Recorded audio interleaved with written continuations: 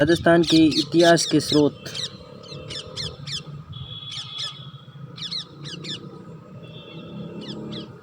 राजस्थान के इतिहास के स्रोत राजस्थान के प्रमुख अभिलेख, शिलालेख, पत्थर की शिलाओं और दीवारों, स्तंभों आदि पर किसी भी प्रकार की जानकारी लिखी हुई मिलती है तो उन्हें शिलालेख या अभिलेख कहते हैं। प्रशस्ति, जब किसी शिलालेख पर किसी शासक की उपलब्धियों का यशोगान मिलता है उसे प्रशस्ति कहते हैं।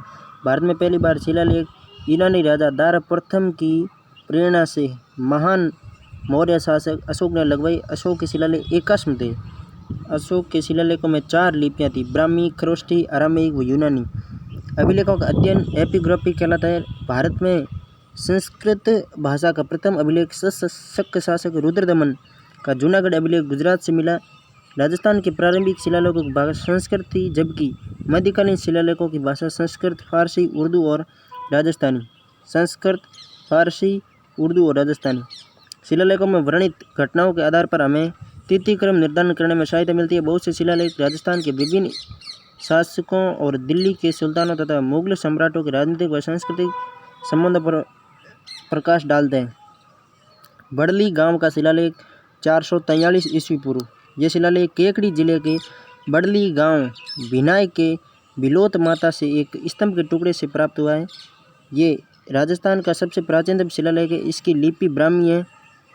खंडित अवस्था में शिलालेख गौरीशंकर ओझा को 1912 में मिला था। वर्तमान में अजमेर संग्रहालय में रखा हुआ है। भारत का दूसरा पुराना शिलालेख है। संपूर्ण भारत का दूसरा पुराना शिलालेख है। ठीक है। अशोक के शिलालेख 3री शताब्दी ईस्वी पूर्व। मौर्य सम्राट अशोक ने 250 ईस्वी पूर्व के ये दोनों शिलालेख विराटनगर की पहाड़ी कोटपुतली बैरोड से मिले हैं। भाब्रू शिलालेख एंड बैराट का शिलालेख। भाब्रू शिलालेख कैप्टन बट को मिला और बैराट का शिलालेख कार्लाइल को। भाब्रू का शिलालेख विजय की पहाड़ी बैराट है विराटनगर से। ये शिलालेख कैप्टन बट को 837 ईस्वी में मिला। भाब्रू नानक गांव कोटपुतली बैरोड बैराट से 12 मील दूर, लेकिन कैप्टन बट ने ब्रह्मवंश इसे भाब्रू शिलालेख दे दिया नाम। इसकी भाषा प्राकृत एवं लिपि ब्राह्मी है। इस अभिलेख में सम्राट अशोक द्वारा बुद्ध धर्म और संघ में आस्था प्रकट की गई है। इस अभिलेख से अशोक के बौद्ध धर्म का अन्वय होना सिद्ध होता है।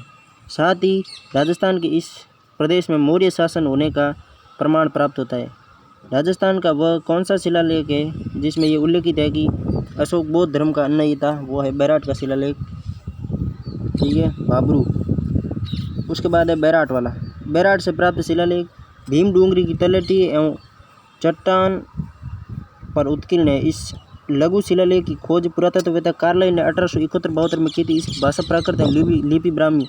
दोनों की भाषा प्राकृत है लिपि ब्राह्मी। ये शिलालेख अशोक के रूपनाथ और सहसाराम अभिलेखों की प्रतिलिपि है। समय के प्रभाव के कारण ये शिलालेख इतना घिस गया कि इसे पढ़ा नहीं जा सका।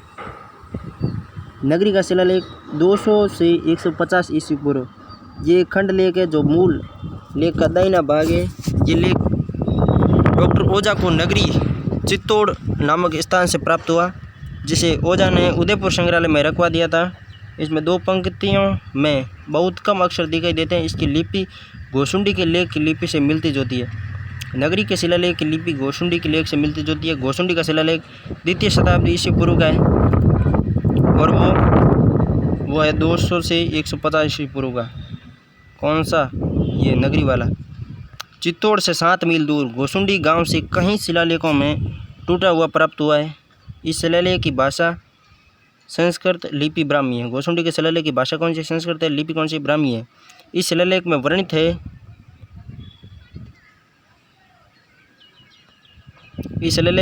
है कि गजवंश के पाराशरी के पुत्र सर्वतात ने यह अश्वमेध यज्ञ किया एवं संकर्षण और वासुदेव द्वारा पूजा गृह के चारों ओर पत्थर की 4 दीवारी बनने को ले गए।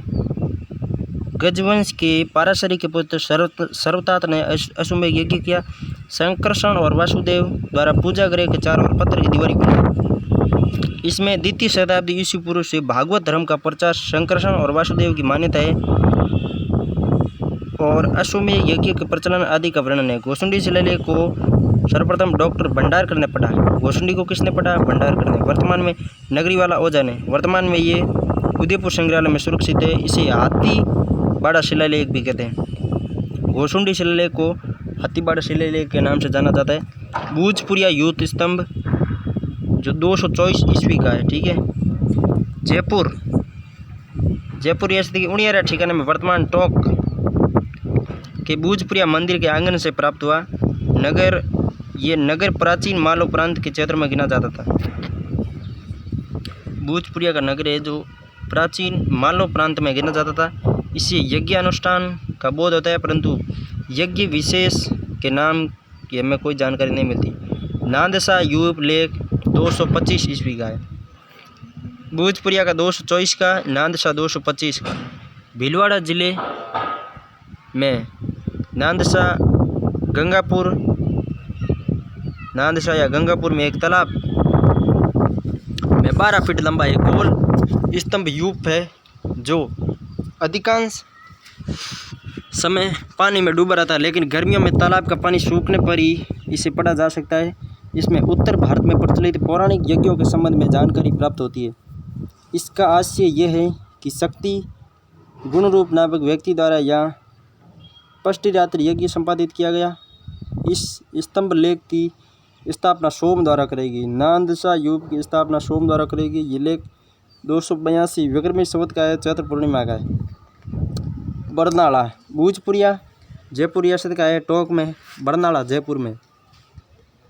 वर्तमान में बरनाला गंगापुर सिटी मतलब जयपुर रियासत का है, गंगापुर सिटी में। इससे 284 चैत्र पूर्णिमा को सौहार्द गोत्रोत्पन्न वर्धन नामक व्यक्ति के 7 यूप स्तंभों की प्रतिष्ठा का पुण्यार्जन किया गया है। ये लेख वर्तमान में आमेर किले के दिलाराम बाग में है। आमेर किले के दिलाराम बाग में है बरनाला यूप। बड़वा स्तंभ लेख 238 ईस्वी का है।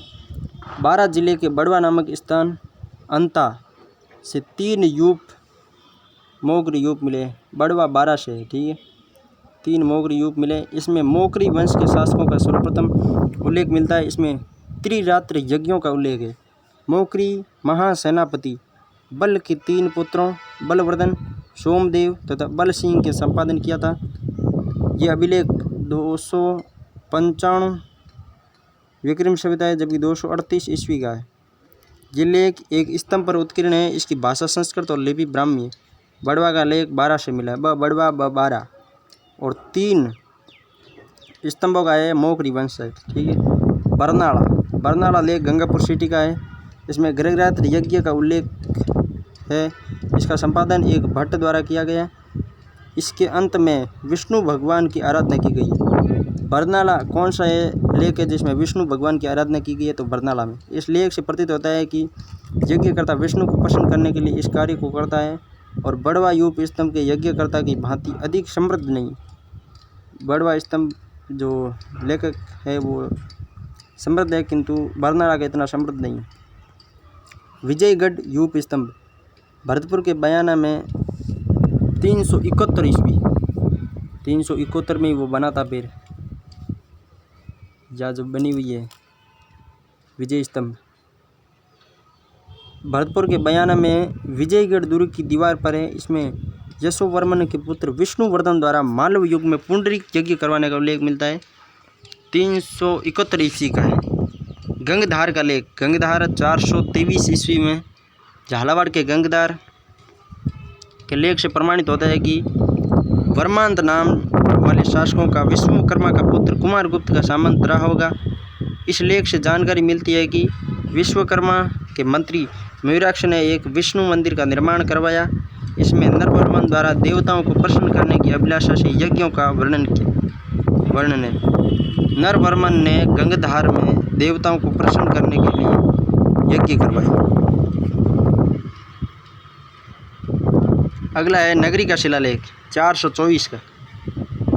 नगरी का शिलालेख 424 ईस्वी डॉक्टर भंडारकर को नगरी चित्तौड़ के उत्खनन के समय प्राप्त हुआ। वर्तमान में अजमेर संग्रहालय में। नगरी शिलालेख किस में है? अजमेर संग्रहालय में। इसकी भाषा संस्कृत और लिपि नागरी है। इसमें कुल 8 पंक्तियाँ हैं नगरी के शिलालेख। इसमें कुछ शब्द कुछ शब्द पढ़े गए हैं, इनमें विष्णु की पूजा का उल्लेख है। नगरी चित्तौड़ से मिला है, भंडारकर को मिला है, भाषा संस्कृत है, लिपि नागरी है। कुछ शब्द पढ़े गए हैं, विष्णु की पूजा का उल्लेख है नगरी में भी। भ्रमर माता का लेख 490 ईस्वी का। भ्रमर माता का लेख 490 ईस्वी। भ्रमर माता का लेख 490 ईस्वी। प्रतापगढ़ की छोटी सादड़ी के भ्रमर माता के मंदिर से 17 पंक्तियों का एक संस्कृत पद्य है। भ्रमर माता संस्कृत पद्य में जो 5वीं शताब्दी की राजनीतिक स्थिति को समझाने में बड़ा सहायक है। इसमें गौर वंश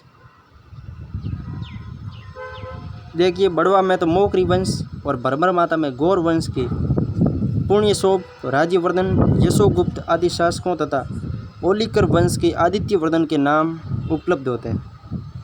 यानी ओलिकर वंश और गौर वंश, ओलिकर वंश और गौर वंश का उल्लेख भ्रमर माता लेख से मिलता है। इस प्रशस्ति का रचयिता मित्रसोम का पुत्र ब्रह्मसोम और लेखक पूर्वा है। भ्रमर माता प्रशस्ति रचयिता मित्रसोम का पुत्र ब्रह्मसोम है, लेखक पूर्वा है। रचयिता तो ब्रह्मसोम, लेखक पूर्वा। ओलिकर और गौर वंश का उल्लेख मिलता है संस्कृत में, ठीक है। भ्रमर माता 490 ईस्वी। घोट मांगलोद का शिलालेख। दधिमती माता का मंदिर घोट मांगलोद, नागौर, विक्रमी संवत 465 एवं 608 में है। ईस्वी याद रखना है, विक्रमी संवत याद नहीं रखना। घोट मांगलोद का शिलालेख 608 ईस्वी में उत्कीर्ण। यह शिलालेख पश्चिमी राजस्थान का प्राचीनतम ज्ञात शिलालेख है। 608 का है, तो इसका मतलब पूछ सकते हैं कभी भी कि घोट मांगलोद कितना पुराना है। 608 ईस्वी का है। इस लेख के अनुसार घोट मांगलोद के आसपास का क्षेत्र दाहिमा क्षेत्र कहलाता था। घोट मांगलोद का क्षेत्र यानी नागौर का क्षेत्र प्राचीन काल में क्या कहलाता था? दाहिमा। नागौर या घोट मांगलोद का प्राचीन क्षेत्र दाहिमा कहलाता था। बसंतगढ़ का लेख 625 ईस्वी का है। सिरोही जिले के बसंतगढ़ में 625 ईस्वी या 682 विक्रमी संवत जो चावड़ा वंश के शासक ब्रह्मलाद के समय का है। बसंतगढ़ का लेख चावड़ा वंश के शासक ब्रह्मलाद के समय का है। इसे ज्ञात होता है कि उस समय ब्रह्मलाद अर्बुद देश का स्वामी था। इस लेख से सामंत प्रथा पर भी प्रकाश पड़ता है। इसमें 12 श्लोक है। बसंतगढ़ में 12 श्लोक है। अर्बुदांचल के शासक राजील एवं उसके उत्तराधिकारी पुत्र सत्यदेव का वर्णन है। इसका लेखक द्विजन्मा उत्कीर्णकर्ता नागमुंडिक वर्तमान में राजकीय म्यूजियम अजमेर में रखा है। ये बसंतगढ़ का लेख भी वर्तमान में कहाँ पे है? अजमेर में, ठीक है। लेखक द्विजन्मा उत्कीर्णकर्ता नागमुंडिक। सामोली 646 ईस्वी। सामोली मेवाड़ के दक्षिण में कोटड़ा तहसील उदयपुर के सामोली गांव में स्थित है। मेवाड़ के गुइल शासक शीलादित्य के समय का है। ये गुइल वंश के समय को निश्चित करने तथा उस समय की आर्थिक एवं साहित्यिक स्थिति को जानने के महत्वपूर्ण है। मेवाड़ के गुइल वंश के शासक शीलादित्य के समय का है। सामोली का शिलालेख सामोली शीलादित्य। शिलालेख में विजय, वटनगर, आगर, आरण्यगिरी, आरण्यवासिनी, महत्तर आदि बड़े महत्वपूर्ण शब्दों का प्रयोग हुआ है। इसे ये संकेत मिलता है कि जावर सलुम्बर के निकट आरण्यगिरी में तांबे और जस्ते की खानों का काम भी इसी युग से आरंभ हुआ, शीलादित्य के समय। सामोली शिलालेख और 646 ईस्वी का। आज का जामर माता का मंदिर जो उस समय आरण्यवासिनी के मंदिर के नाम से प्रसिद्ध था। जामर माता को पहले आरण्यवासिनी यानी वनों में वास करने वाली डॉक्टर ओझा ने इसे अजमेर संग्रहालय में सुरक्षित रखा है। इसकी भाषा संस्कृत है, लिपि कुटिल है। बसंतगढ़ और सामोली दोनों शिलालेख कहाँ पे? वर्तमान में दोनों है जो अजमेर संग्रहालय में है। अपराजिता का शिलालेख 646 सामोली है। अपराजिता का शिलालेख 661 का है। नागदा उदयपुर के निकटवर्ती कुंडेश्वर के मंदिर में डॉक्टर ओझा को मिला। अपराजिता के ओझा को मिला जिसे उन्होंने उदयपुर के विक्टोरिया हॉल संग्रहालय में रखा है। इस लेख से गुइल शासकों की उत्तरोत्तर विजयों का पता चलता है। गुइलों से संबंधित है। अपराजिता का नागदा उदयपुर से मिला है। गुइल शासक अपराजिता ने वीर सिंह जैसे शक्तिशाली व्यक्ति को परास्त कर अपने अधीन रखा, फिर उसे अपना सेनापति नियुक्त किया। इस युग में जैसा कि शिलालेख में अंकित है, विष्णु मंदिर के निर्माण का प्रभुत्व प्रचलन था। अपराजिता के शिलालेख युग में विष्णु मंदिर का बहुत प्रचलन था। इसे दामोदर के पौत्र और ब्रह्मचरी के पुत्र दामोदर ने उक्त प्रशस्ति की रचना की और वस्त के पुत्र यशोभ भट्ट ने इसे खोदा। देखिए, दामोदर ने तो रचना की। अपराजिता के शिलालेख का रचनाकार दामोदर था और खोदने वाला यशोभ भट्ट था। मंडोर का शिलालेख 685 ईस्वी, 661 में अपराजिता, 685 में मंडोर। मंडोर जोधपुर की बावड़ी में आयताकार शिला पर उत्कीर्ण लेख है, जिसमें विष्णु और शिव की पूजा पर प्रकाश पड़ता है। 685 ईस्वी का मंडोर का लेख है। इसे ज्ञात होता है कि इस बावड़ी का निर्माता चणक का पुत्र मधु ब्राह्मण था। मंडोर की एक बावड़ी आयताकार जिसका निर्माण चणक का पुत्र मधु ब्राह्मण था। मंडोर का दूसरा शिलालेख 837 ईस्वी में गुर्जर प्रतिहार शासक बाउक ने खुदवाया। मंडोर का पहला शिलालेख 685 ईस्वी का है। दूसरा शिलालेख 837 ईस्वी में गुर्जर प्रतिहार शासक बाउक ने खुदवाया।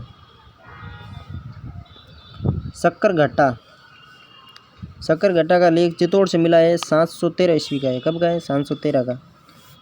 मंडोर का पहला तो 685 में, दूसरा 837 में। सक्करघट्टा का 713 ईस्वी में चित्तौड़ में गंभीरी नदी के तट पर सक्करघट्टा गांव से प्राप्त हुआ। इस शिलालेख में 17 पंक्तियां हैं। भगवान शिव की वंदना की गई है। मानभंग का वर्णन है। सक्करघट्टा का लेख में मानभंग नामक राजा का वर्णन है। मानभंग ने ही चित्तौड़ में कालिका माता मंदिर का निर्माण करवाया था। संभवतः मानभंग वही मानमोरी शासक जिसने शिलालेख का जिक्र कर्नल टॉड ने किया। सक्करघट्टा लेख में मानभंग का वर्णन मिलता है। इस शासक के संबंध में शिलालेख में वर्णन मिलता है कि उसने चित्तौड़ में गगनचुंबी प्रसाद, वापी आदि का निर्माण करवाया। इसका मतलब ये मानमोरी है। मानमोरी का शिलालेख 713, मतलब दोनों 713 ईस्वी के। ठीक है, कौन सा? सक्करघट्टा वाला और ये मानमोरी दोनों। चित्तौड़ के पास पुठोली गांव में मानसरोवर झील के तट पर एक स्तंभ पर लिखा हुआ है। ये लेख कर्नल टॉड को मिला। संभवतः इस लेख को इंग्लैंड ले जाते समय जेम्स टॉड ने भारी होने के कारण समुद्र में फेंक दिया था। केवल इस लेख का अनुवाद जेम्स टॉड के पास बचा रहा, जिसको उसने अपनी पुस्तक annals and antiquities of Rajasthan में प्रकाशित किया। इसमें अमृत मंथन की कथा का उल्लेख है। इसके बाद 4 राजाओं का वर्णन है। महेश्वर, भीम, भोज, मान। भोज के पुत्र मान मौर्य वंश द्वारा मानसरोवर झील का निर्माण करवाया गया। इस अभिलेख में चित्तौड़ के प्रारंभिक इतिहास पर प्रकाश डालता है। वंशक्रम की गुत्थियों को समझने की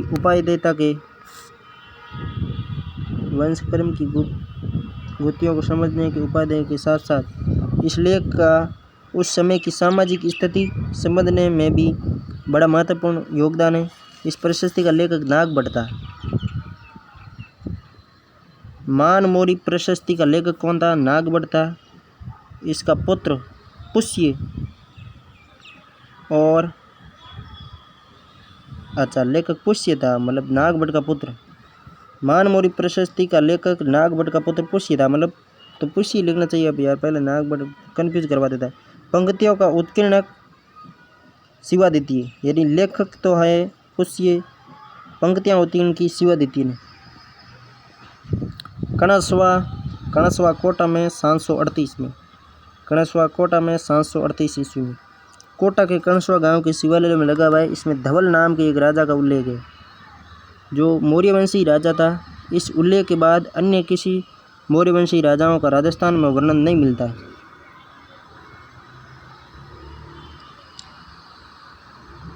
मतलब कणसवा कोटा से धवल नामक एक मौर्यवंशी राजा का वर्णन मिलता है। कणसवा शिलालेख 738 ईस्वी का है, 738 का।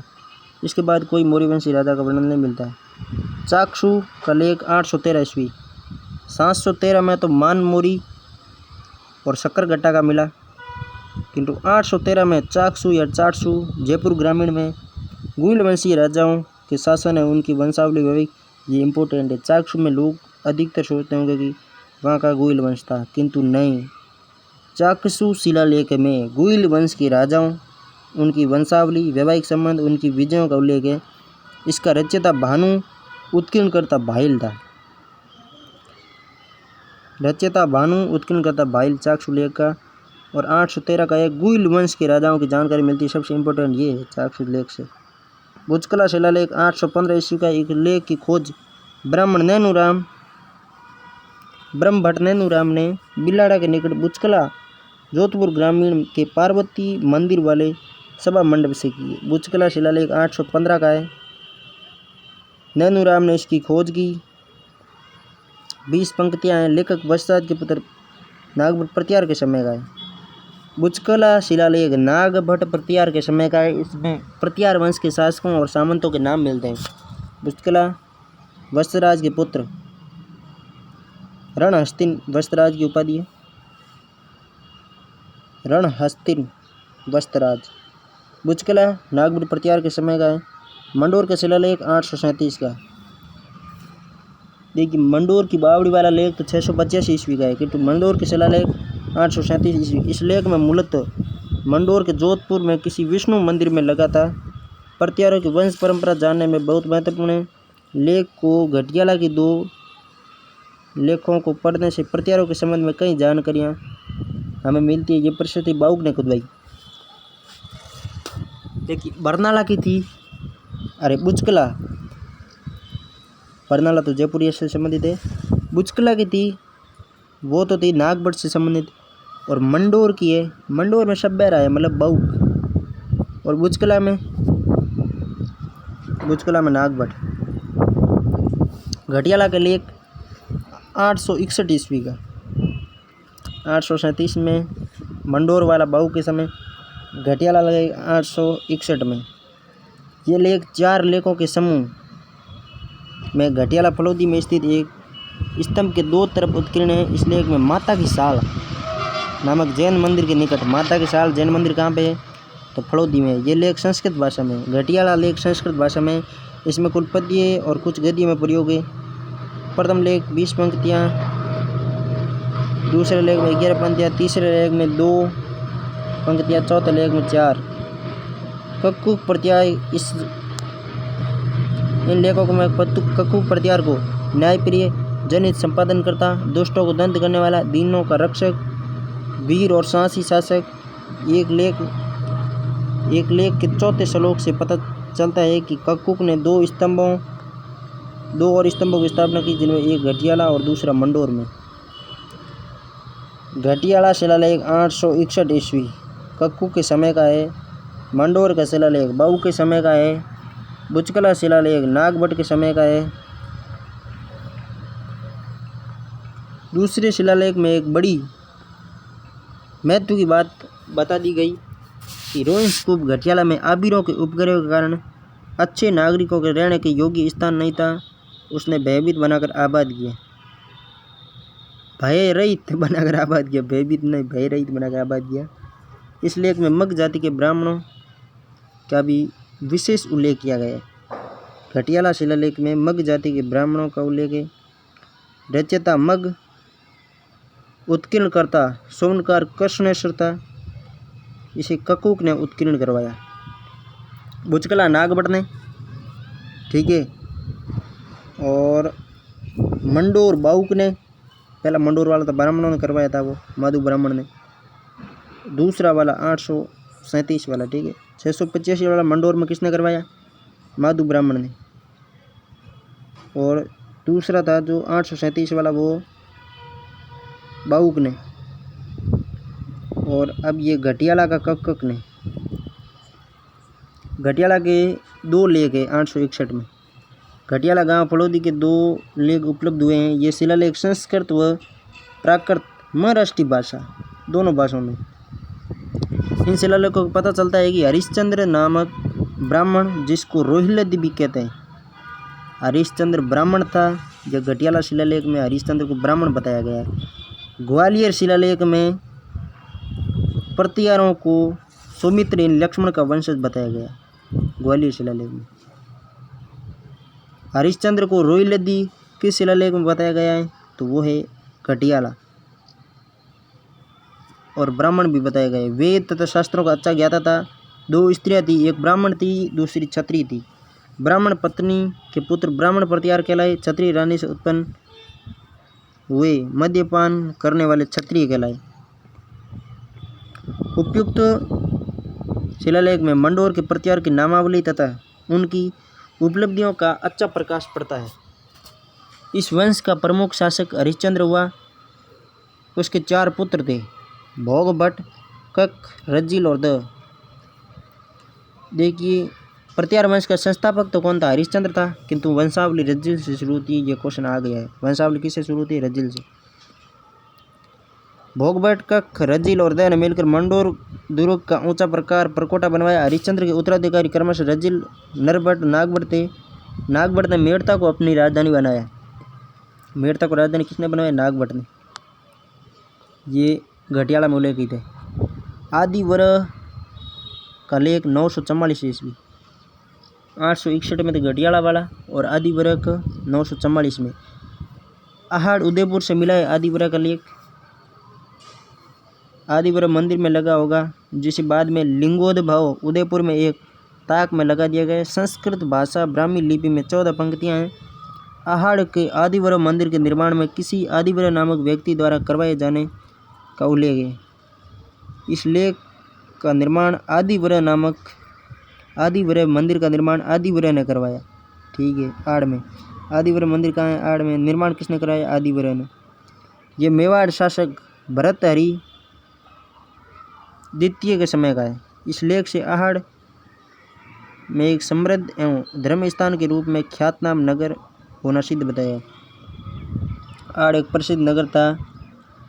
और आदिवर्ह का लेख 944 का है, जो भर्तृहरि द्वितीय के समय का है। मेवाड़ शासक भर्तृहरि द्वितीय के समय का है आदिवर्ह का लेख। और यहाँ पे आदिवर्ह मंदिर का निर्माण आदिवर्ह ने करवाया। प्रतापगढ़ शिलालेख 946 ईस्वी में प्रतापगढ़ का शिलालेख है। प्रतापगढ़ में चंद्राम अग्रवाल की बावड़ी कहाँ है? प्रतापगढ़ में के निकट एक चबूतरे में लगा है, जैसे ओझा ने अजमेर संग्रहालय में रखवाया। इसकी भाषा संस्कृत लिपि नागरी।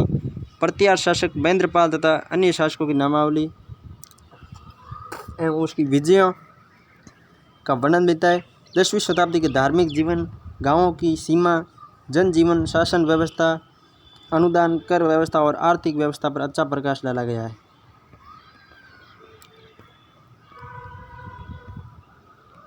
सारणेश्वर या सांडनाथ की प्रशस्ति 953 ईस्वी। सारनाथ या सांडनाथ प्रशस्ति 953 ईस्वी। ये उदयपुर के शमशान में स्थित सारणेश्वर महादेव के मंदिर में स्थित है। सारणेश्वर महादेव मंदिर कहाँ है? उदयपुर में।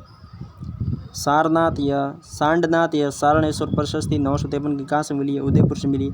ये प्रशस्ति प्रारंभ में अहाड़ गांव में स्थित वरह मंदिर में लगी हुई थी, जिसमें गुइल वंशीय राजा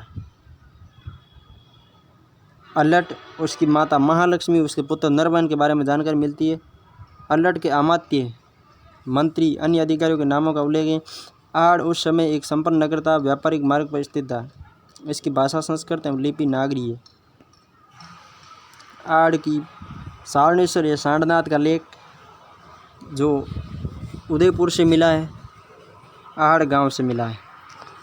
अगला है ओसियां जोधपुर ग्रामीण का लेख 956 ईस्वी। ओसिया में 956 में। ओसियां तो बस प्रसिद्ध है भाई साहब सचिया माता के लिए। ये लेख 22 संस्कृत पद्यों में लिखित है, जिसके जगह जगह अक्षर खंडित हो गए हैं। इसमें मानसिंह को भूमि का स्वामी और वस्त्रराज को रिपुओं का दमन करने वाला कहा गया है, जैसे सूत्रधार पदाजा द्वारा उत्कीर्ण किया गया। मानसिंह को भूमि का स्वामी, वस्त्रराज को रिपुओं का दमन करने वाला ओसियां शिलालेख में बताया गया है। इसका उत्कीर्ण सूत्रधार पदाजा द्वारा किया गया। ओसियां शिलालेख 956 ईस्वी का। चित्तौड़ का लेख 971 ईस्वी। ये लेख प्रारंभ में चित्तौड़ में प्राप्त हुआ, परंतु अब ये वहाँ उपलब्ध नहीं है। भाग्यवंश इसकी एक प्रतिलिपि अहमदाबाद में भारतीय मंदिर में संग्रहित है। इट्टोत्तर श्लोक के इस लेख में स्तुति भाग के बाद इसमें भोज और उसके उत्तराधिकारियों की उपलब्धि का वर्णन है। चित्तौड़ की प्रशस्ति 971 ईस्वी के। इस प्रशस्ति में परमार राजा नरवर्मा के समय की है। इस शिलालेख में परमार शासकों की उपलब्धियां, उनका चित्तौड़ पर अधिकार, परमारों की उपलब्धियां चित्तौड़ में इंपॉर्टेंट है, क्योंकि चित्तौड़ लेख में हम सोचते हैं गुहिलों की उपलब्धियां, किंतु इसमें उपलब्धियां तो परमारों की है। उस समय के प्रतिष्ठित व्यक्तियों के नाम, सामाजिक स्थिति का अच्छा प्रकाश पड़ता है। इस प्रशस्ति के 75वें श्लोक में देवालय में स्त्रियों के प्रवेश को निषिद्ध बताया गया है। देखिए, चित्तौड़ की प्रशस्ति 971 ईस्वी के परमार वंश के शासकों का उल्लेख है। स्त्रियों को निषिद्ध बताया गया है देवालय में। नाथ प्रशस्ति किस राजवंश से संबंधित है? तो वो है गुहिल या मेवाड़। एकलिंग जी 971 ईस्वी। ये एकलिंग जी के मंदिर से कुछ ऊंचे स्थान पर बने लकुलिश मंदिर में लगा हुआ है। नाथ प्रशस्ति लकुलिश मंदिर में लगी हुई है। भाषा संस्कृत पद्यों में लिखी हुई है, देवनागरी लिपि है। गुहिल शासक नरवर्मन के समय में महत्वपूर्ण लेख है। ये प्रशस्ति मेवाड़ के राजनीतिक तथा सांस्कृतिक इतिहास के लिए बड़े काम की है। तीसरे और चौथे श्लोक में नागदा नगर का वर्णन है। पशुपात योग साधना करने वाले कुछ को योगियों तथा उस संप्रदाय के अन्य साधुओं का भी परिचय मिलता है, जो एकलिंग जी की पूजा करने वाले तथा उक्त मंदिर के निर्माता कहे गए। प्रशस्ति की रचयिता वेदांग मुनि के शिष्य आम्रकवि है। आम्रकवि नाथ प्रशस्ति की रचयिता है। नाथ प्रशस्ति रचयिता कौन है? आम्रकवि। हर्षनाथ के मंदिर की प्रशस्ति सीकर के 973। पहले तो हर्षनाथ की प्रशस्ति कब की है? 973 ईस्वी की है। सीकर के हर्षनाथ मंदिर की प्रशस्ति है। यह सांबर के चौहान राजा विग्रहराज द्वितीय के समय की है। इस मंदिर का निर्माण हर्षनाथ की प्रशस्ति किसके समय की है? विग्रहराज द्वितीय के समय की है। सीकर के हर्षनाथ मंदिर की प्रशस्ति है 973 की। सांबर के चौहान राजा वस्त्र विग्रहराज द्वितीय के समय की है। इस मंदिर का निर्माण अल्लट द्वारा करवाया गया। हर्षनाथ मंदिर का निर्माण अल्लट द्वारा करवाया गया। इसमें चौहानों के वंशक्रम तथा उनकी उपलब्धियों पर प्रकाश डाला गया है। हर्षनाथ प्रशस्ति में इस वंश के शासकों के नाम इस प्रकार है: गुवक चंद्रराज गुवक द्वितीय, वागपतिराज सिंहराज विग्रहराज। इसमें वागड़ के लिए वारगढ़ शब्द प्रयोग किया गया। इसमें विग्रहराज के पिता सिंहराज के संबंध में लिखा गया है कि उसने रघुवंशी राजा के सेनापति की हैसियत से उद्यत तोमर या तमर नायक सलवण को परास्त किया। आड़ का देवकुली का लेख 977 ईस्वी में इस शिलालेख में मेवाड़ के राजा अल्लट, नरबैन और शक्ति कुमार का नाम होने से लेख शक्ति कुमार के समय का प्रतीत होता है। आड़ देवी कुली का लेख 977 ईस्वी का शक्ति कुमार के समय का है। इस लेख में उक्त तीनों शासकों के समय के अक्षपटलाधीशों का वर्णन है। आड़ का लेख 977 का, शक्ति कुमार के समय अक्षपटलाधीशों का वर्णन है। ऐसा प्रतीत होता है कि शक्ति कुमार के अक्षपटलाधीश द्वारा बनाए गए किसी मंदिर में ये लेख लगा हुआ था, जिसे अब आड़ उदयपुर के जैन मंदिर की देवकुलिका के छपने में लगा दिया गया। अल्लट के संबंध में लिखा है कि उसने अपनी भयानक गदा से अपने प्रबल शत्रु देवपाल को युद्ध में मारा। डॉक्टर ओझा के अनुसार संभवतः ये देवपाल कन्नौज का शासक रघुवंशी प्रतिहार शासक था। देवपाल कहाँ का था? कन्नौज का शासक था। देवपाल ने मेवाड़ को कन्नौज राज्य में मिलाने के लिए मेवाड़ पर चढ़ाई की और तो उसमें वह मारा गया। गोपीनाथ शर्मा देवपाल को परमार वंश का मानते हैं, कि देवपाल वैसे प्रतिहार सही है ओझा के अनुसार वाला, क्योंकि एक परमार वंश तो एक देवपाल तो वहाँ हुआ था बंगाल में, और एक ये देवपाल प्रतिहार वंश वाला है। आड़ का शक्ति कुमार का लेख 977 ईस्वी। यह लेख कर्नल टॉड को मिला, संभवतः वह उसे इंग्लैंड ले गया। इस लेख से शक्ति कुमार की राजनीतिक प्रभुता तथा आहड़ की आर्थिक संपन्नता का बोध होता है। इस लेख में अल्लट की माता महालक्ष्मी का राठौड़ वंश की होना, अल्लट की रानी हरिया देवी का हुंड राजा की पुत्री होना, उस रानी का हरसपुर गांव बसाना अंकित है। इस लेख में गुहदत्त से शक्ति कुमार तक पूरी वंशावली दी गई है। इसमें प्रशस्तिकार ने राजधानी के लिए कटक शब्द का प्रयोग किया? आहड़ लेख में प्रशस्तिकार ने राजधानी के लिए कटक शब्द का प्रयोग किया। अस्थिकुंडी शिलालेख 996 ईस्वी में माउंट आबू जाने वाले उदयपुर सिरोही मार्ग पर एक द्वार पर कैप्टन बस्ट। अस्थिकुंडी लेख माउंट आबू जाने वाले उदयपुर सिरोही मार्ग पर कैप्टन बस्ट को शिलालेख मिला। बताया गया कि प्रारंभ में ये लेख बीजापुर पाली तहसील में एक जैन मंदिर में लगा हुआ था। अस्थिकुंडी का लेख बाली पाली से उदयपुर सिरोही मार्ग पर स्थित था, एक जैन मंदिर में लगा हुआ है। वर्तमान में ये अजमेर संग्रहालय में है। अस्थिकुंडी लेख 996 ईस्वी पहले बाली पाली बीजापुर में था। ये लेख 2 भागों में विभक्त है। अस्थिकुंडी चौहान शाखा के प्रमुख शासक हरिवंश, उसकी पत्नी रची, विगद, मम्मट और धवल की उपलब्धियों का ज्ञान होता है। लेख के दूसरे भाग में मंदिर के लिए दिए गए अनुदान व तत्कालीन कर व्यवस्था की जानकारी मिलती है। बीजापुर का लेख अस्थिकुंडी चौहानों की शासक शाखा के बारे में जानकारी देता है। राजस्थान के अधिकांश शिलालेख है जो राजवंश के बारे में जानकारी देते हैं। अस्थिकुंडी का लेख के रचयिता है सूर्याचार्य। अस्थिकुंडी लेख के रचयिता है सूर्याचार्य।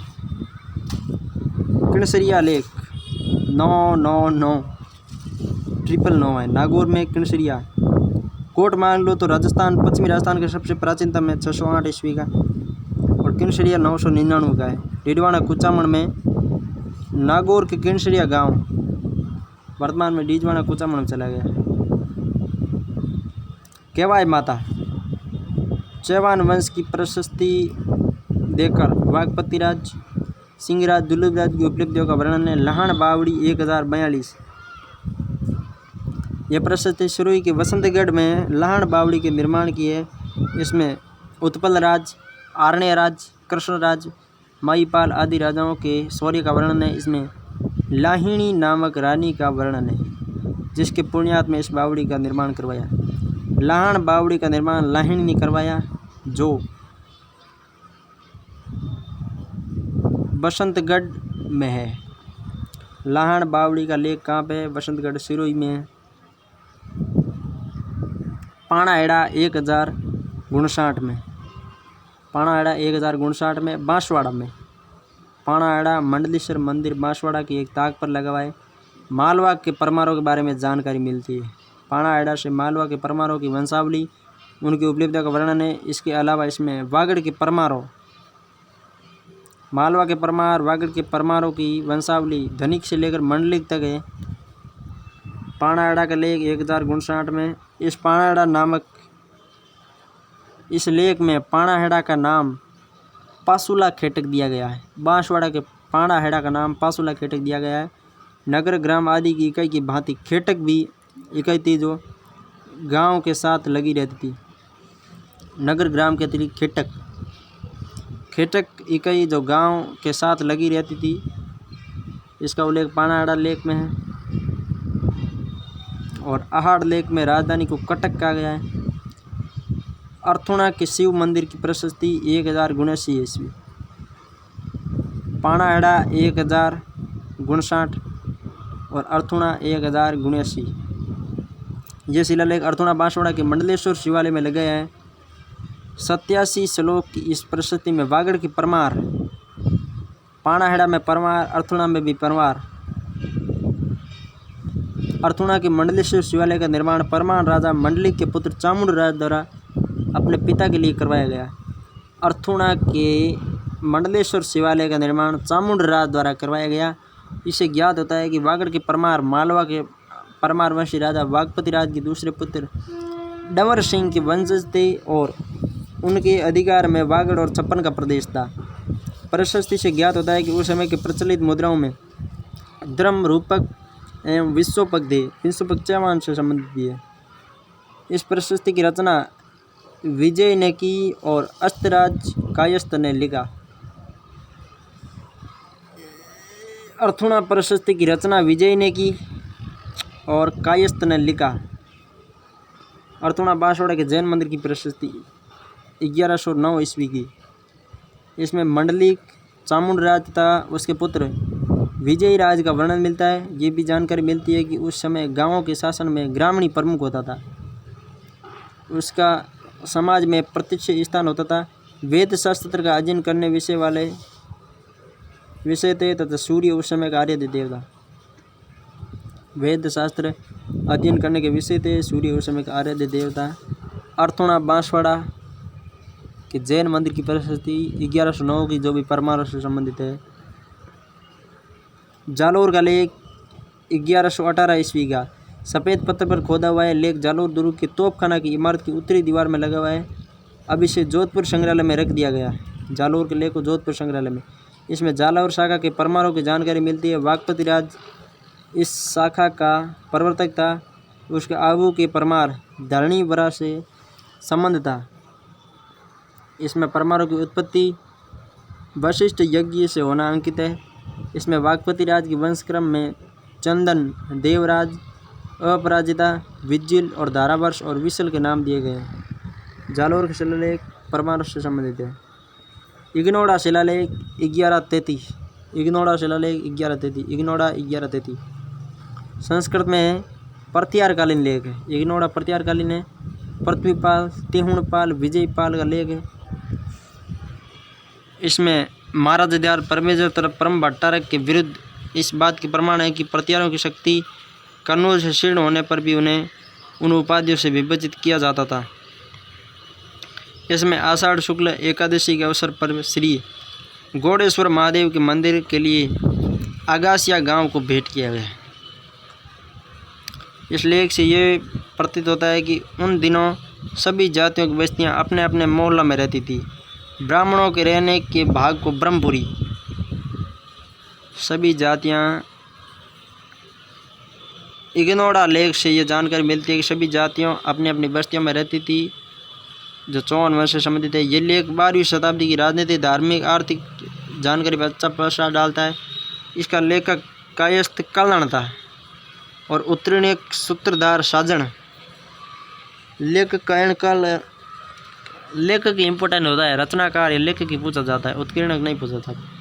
और उत्कीर्णक सूत्रधार साजन था, पढ़ लेते हैं।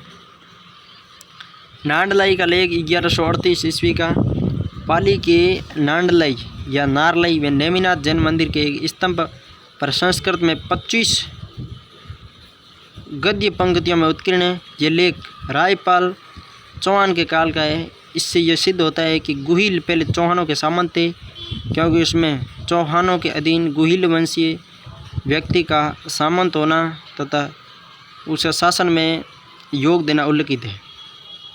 नांडलाई पाली का लेख है। नेमिनाथ जैन मंदिर से मिला है, 1138 ईस्वी का है। चित्तौड़ का कुमारपाल का शिलालेख 1150 ईस्वी। कुमारपाल सोलंकी के समय का ये लेख चित्तौड़ किले के समिदेश्वर के मंदिर में लगा हुआ है। इसमें चालुक्य वंश का यशोगान है।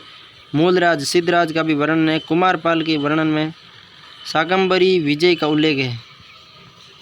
चित्तौड़ का लेख 1150 में शाकंभरी विजय का उल्लेख है। चित्तौड़ के राजप्रासादों, झील, वापी का जंगली भाग का बड़ा सुंदर वर्णन है, जो उस समय की भौगोलिक स्थिति तथा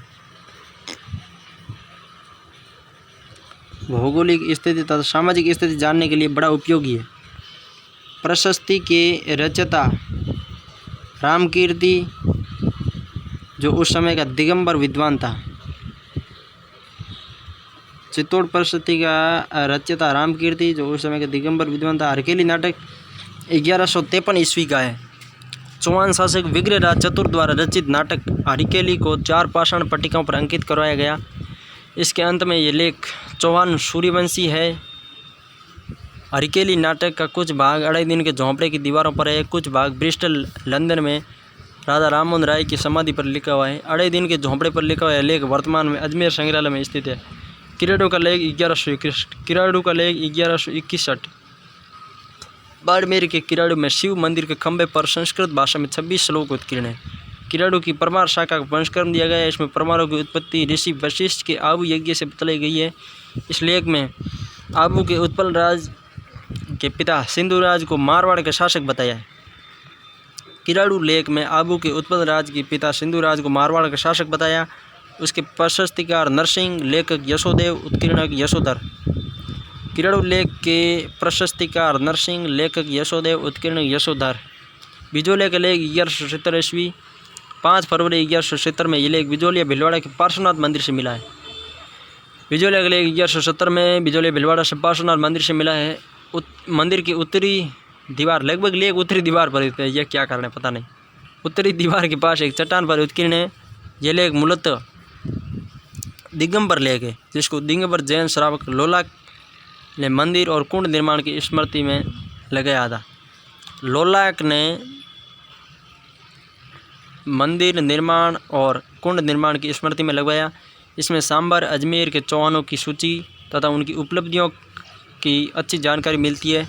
इसमें चौहानों को वस्त गोश्री ब्राह्मण बताया गया है। इससे ज्ञात होता है कि विग्रहराज चतुर ने दिल्ली को अपने अधीन किया था। चौहानों को वस्त गोत्र ब्राह्मण बताया है। इससे ज्ञात होता है कि विग्रहराज चतुर ने दिल्ली को अपने अधीन किया था। इसमें बिजोलिया के आसपास के पठारी भाग को उत्तमांद्री, बिजोलिया के आसपास के पठारी भाग को उत्तमांद्री, जिसे आज भी ऊपर माल कहा जाता है, उस समय दिए जाने वाले भूमि अनुदान को डोली की संख्या दी जाती थी। आज भी डोली भी कहा जाता है। जो देवताओं को भूमि दान दी जाती है ना, क्षेत्रवार, उसे डोली कहा जाता है। मेवाड़ के पूर्वी भाग में बहने वाली कुटिला नदी का उल्लेख है। मेवाड़ के पूर्वी भाग में बिजोलिया के अनुसार कुटिला नदी बहती थी। ग्राम समूह की बड़ी इकाई के लिए, वैसे मेवाड़ पूर्वी भाग में चंबल बहती है वर्तमान में, तो चंबल को कुटिला नहीं कहा गया। ग्राम समूह की बड़ी इकाइयों के लिए प्रतिगण का प्रयोग किया गया। गांवों तथा प्रतिगणों के अधिकारियों को मैतम तथा पाहीग्रही आदि नामों से जाना जाता था।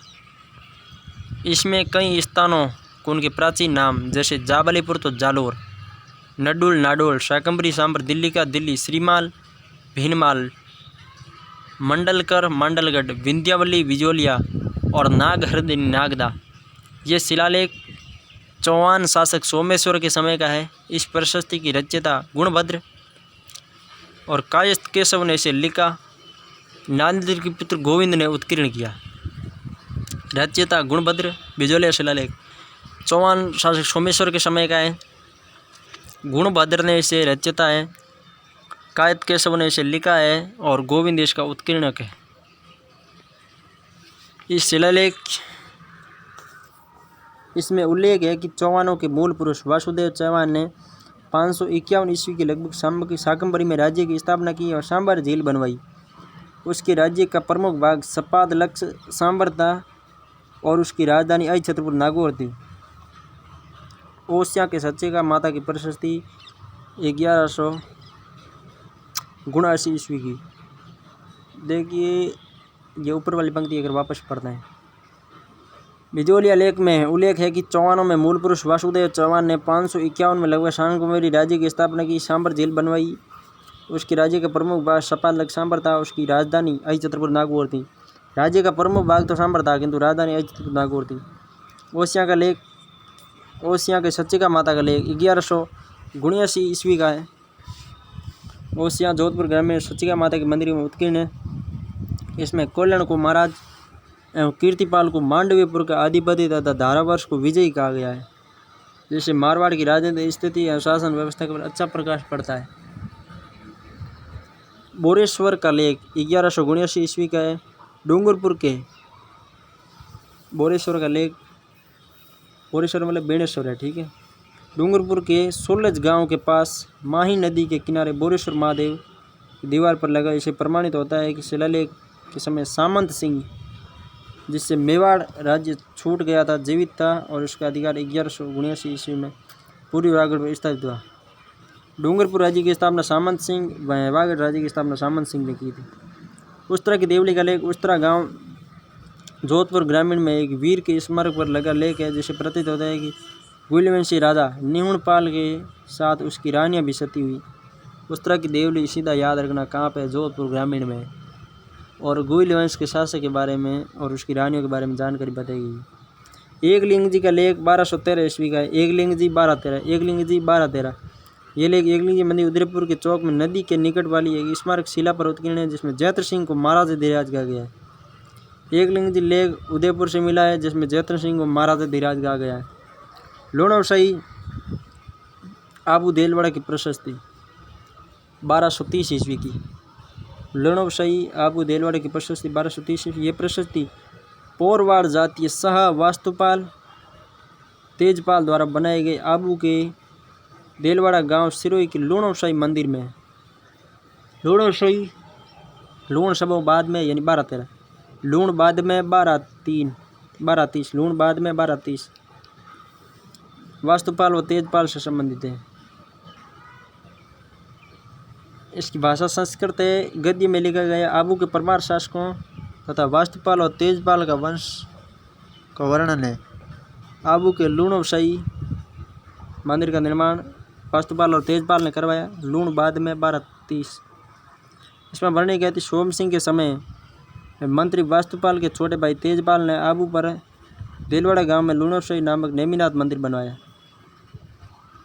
लूण लू मतलब लूणवशाही, न मतलब लूण बाद में 1230, लू इन लूण कंसर, न मतलब नेमिनाथ।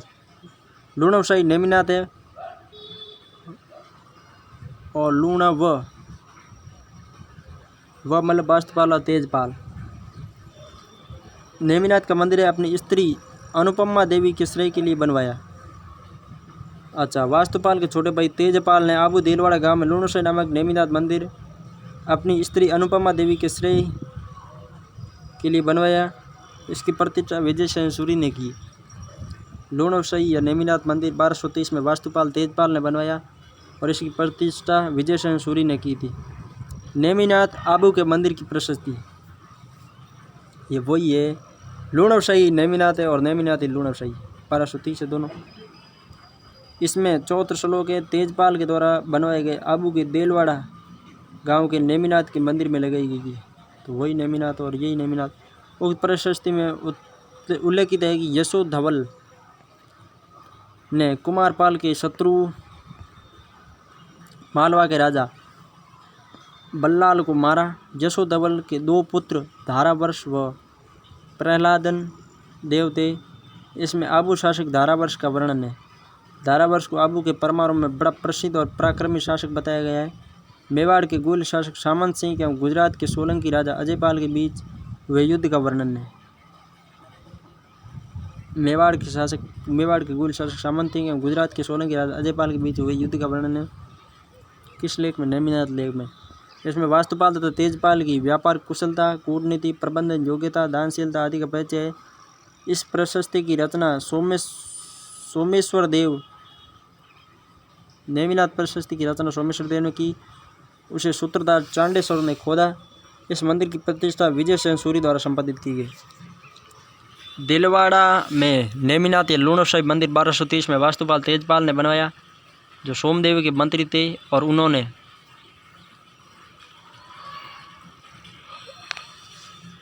मंदिर की प्रतिष्ठा विजय सेन सूरी ने की थी। 1230 में लूणवशाही या नेमिनाथ मंदिर वास्तुपाल और तेजपाल द्वारा। सुंदा माता अभिलेख सुंदा माता जालोर में 1262 ईस्वी का है। ये लेख जालोर में सुंदा या सुदांगिनी पर्वत पर 2 शिलाखंडों में लिखा है। इसके प्रस्तुतिकार जैन साधु जय मंगलाचार्य थे। इसकी भाषा संस्कृत है, लिपि देवनागरी है। इसमें चाचिक देव चौहानों के बारे में जानकारी मिलती है। इसमें पूर्वजों और उनके पड़ोसी शासकों की नामावली दी गई है। इससे जानकारी मिलती है कि समर सिंह ने जालोर में गढ़ का निर्माण करवाया और समरपुर की स्थापना की। उदय सिंह की पत्नी प्रहलादन देवी ने चाचिक देव को जन्म दिया, जिसने तुरुष्कों को परास्त किया और सिंधु के शासकों की इतिश्री की। ये सभी उल्लेख सुंदा माता के जालोर में लेख में है। ठीक है। चित्तौड़ का लेख 1266 ईस्वी का। ये लेख चित्तौड़ से प्राप्त हुआ है, जो तेज सिंह के समय का है। इस लेख में सबसे महत्वपूर्ण बात यह है कि इसके द्वारा हमें तेज सिंह के महामत्य समुंदर की सूचना मिलती है। 1266 में इसके द्वारा हमें तेज सिंह के महामात्य समुद्र की जानकारी मिलती है। गंभीरी नदी के पुल का लेख 1267 ईस्वी का है। ये लेख चित्तौड़ के निकट बहने वाली गंभीरी नदी के पुल में लगा हुआ है, लेकिन ऐसा मालूम होता है कि चित्तौड़ के आसपास के कई भवनों और मंदिरों के अवशेषों से जो तुर्की आक्रमण के समय नष्ट हो गए थे, ये लेख भी गंभीरी नदी का पुल बनाते समय मंदिरों के अवशेषों के साथ खिद्र खाने लगवा दिया। ये लेख मारणाओं की धर्म सहिष्णुता नीति और मेवाड़ की आर्थिक स्थिति पर प्रकाश डालता है। गंभीरी पुल का लेख 1267 का है। बिट्ठू का लेख 1273। चीरवा का लेख भी 1273 का है। बिट्ठू का लेख भी 1273 का है। पाली में बिट्ठू गांव में 1273 ईस्वी प्रमाणित होता है कि सिया या सेतु कुंवर का पुत्र था। सिया सेतु कुंवर का पुत्र था। वह उक्त तिथि को मृत्यु को प्राप्त हुआ था। इससे सिंह की मृत्यु की निश्चित होती है। सिया के चरित्र पर प्रकाश पड़ता है। अच्छा, बिट्ठू गांव का लेख पाली से मिला है, जिसमें राव सिंह की मृत्यु के बारे में जानकारी मिलती है। उसके स्मारक के रूप में उसकी स्थान पर स्त्री पार्वती ने वह देवली स्थापित की थी। बिट्ठू गांव में पार्वती ने देवली स्थापित की और राव सिंह की मृत्यु सिंह सेतु कुंवर का पुत्र था। ठीक है, बढ़िया बात है भाई, सेतु कुंवर का पुत्र था। चीरवा का लेख 1273 ईस्वी का। चीरवा गांव उदयपुर के एक मंदिर के बाहरी द्वार में लगा हुआ है, जिसमें संस्कृत भाषा में 51 श्लोक है। कुल 51 श्लोकों का ये लेख वागेश्वर और वागेश्वरी की आराधना से प्रारंभ होता है। इसमें गुलवंशी बापा रावल के वंशधर पदम सिंह, जैतर सिंह, तेज सिंह, समर सिंह की उपलब्धियों का वर्णन है। इसमें वर्णन है कि जैतर सिंह इतना पराक्रमी था कि शत्रु राजाओं के प्रलय मारुत के सदृश था। मालवा, गुजरात, मारवाड़, जंगल देव तथा सुल्तान उसके मान मर्दन में असफल रहे। भुवन सिंह सूरी के शिष्य रत्न पर्व सूरी ने चीरवा शिलालेख की रचना की थी। यह क्वेश्चन आया हुआ है भाई साहब। रतन चंद्र सूरी ने चीरवा शिलालेख की रचना की। उसके मुख्य विद्वान शिष्य पार्श्व चंद्र ने इसे सुंदर लिपि में लिखा। पदम सिंह के पुत्र केली सिंह ने खोदा और शिल्पी देलन ने उसी दीवार में लगाने का कार्य किया। सबका नाम लिख दिए, किंतु इसका रचनाकार था रत्न पर्व सूरी था। यह सबसे इम्पोर्टेंट है। रशिया का लेख 1274। रशिया की छतरी का उल्लेख 61 शिला। ये भी परीक्षा में आ गया क्वेश्चन, रशिया वाला भी। रशिया का लेख 1274 का 61 शिलाओं में चित्तौड़ में रशिया की छतरी में लगा हुआ है। चित्तौड़ के किसी आक्रमण के समय इसकी एक शिला नष्ट हो गई थी। इसमें 13वीं शताब्दी की मेवाड़ की प्राकृतिक स्थिति, उपज, वृक्षावली तथा पक्षियों के संबंध में जानकारी प्राप्त होती है।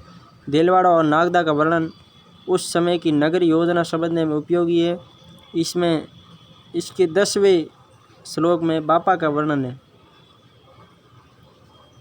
जैसे प्रतीत होता है कि हरीश देशी द्वारा स्वर्ण कटक तथा राज्य प्राप्त करने का उल्लेख मिलता है।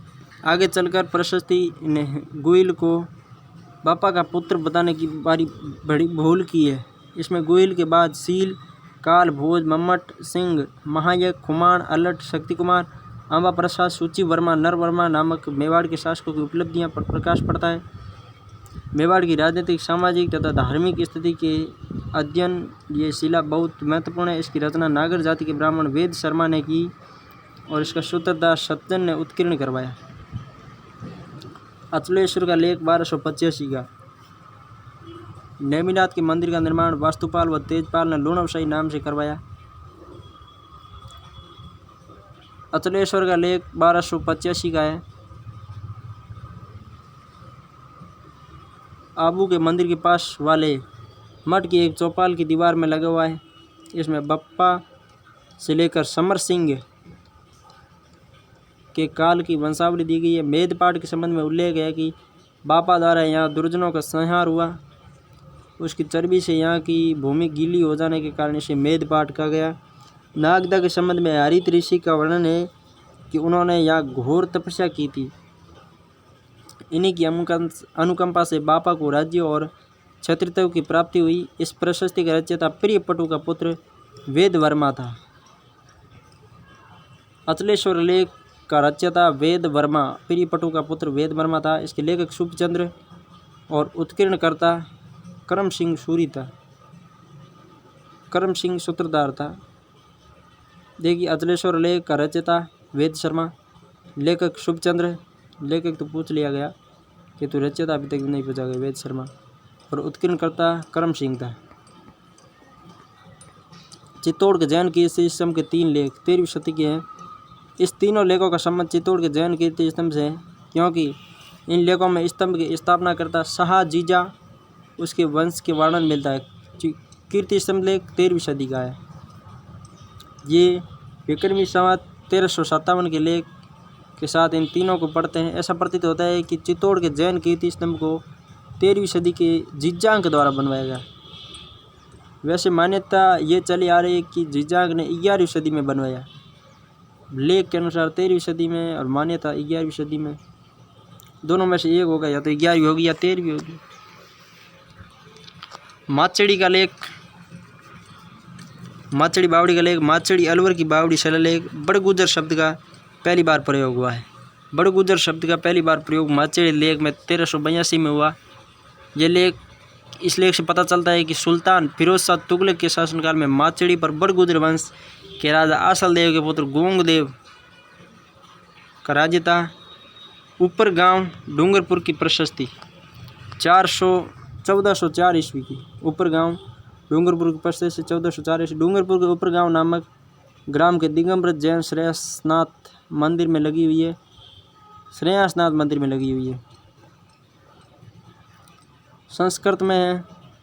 मंगलाचरण व 24 तीर्थंकरों की स्तुति के बाद वागड़ के राजवंश का वर्णन है। राजस्थान के इतिहास के लिए ये प्रशस्ति बड़े महत्व की है। इससे स्पष्ट होता है कि डूंगरपुर के आहड़ा गुइलोतों की शाखा के राजा मेवाड़ के प्रसिद्ध गुइलवंशी राजा बापा खुम्मण वैरट वैरी सिंह पद्म सिंह जैतर सिंह के पुत्र सिंहदेव के वंशधर हैं। कुंभलगढ़ की प्रशस्ति से भी जैतर सिंह का वागड़ विजय करना प्रमाणित होता है। डॉक्टर ओझा सामंत सिंह को डूंगरपुर राज्य का संस्थापक मानते हैं। डूंगरपुर का संस्थापक सामंत सिंह था, जो जैतर सिंह का चचेरा भाई था। डूंगरपुर का संस्थापक सामंत सिंह था, जो जैतर सिंह का चचेरा भाई था। कोट सोलंकी लेख 1418।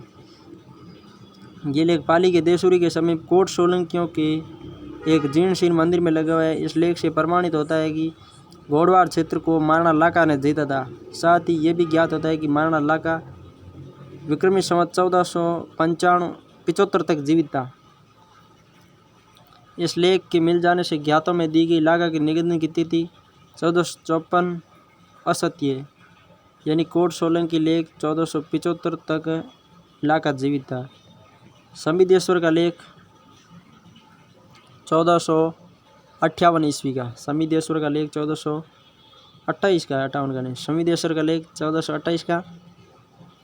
चित्तौड़ किले के संबिदेश्वर मंदिर के सभा मंडप की पूर्वी दीवार में संगमूसा पत्थर पर 53 पंक्तियों में उत्कीर्ण है। इसमें हमीर का वर्णन है।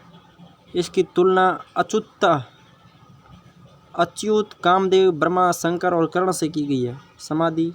समाधीश्वर चित्तौड़ से 1428 में। क्षेत्र सिंह के समय की समृद्धि का वर्णन है। उसके द्वारा स्थापित शांति से अलाउद्दीन के आक्रमण के कारण भंग हो गई थी।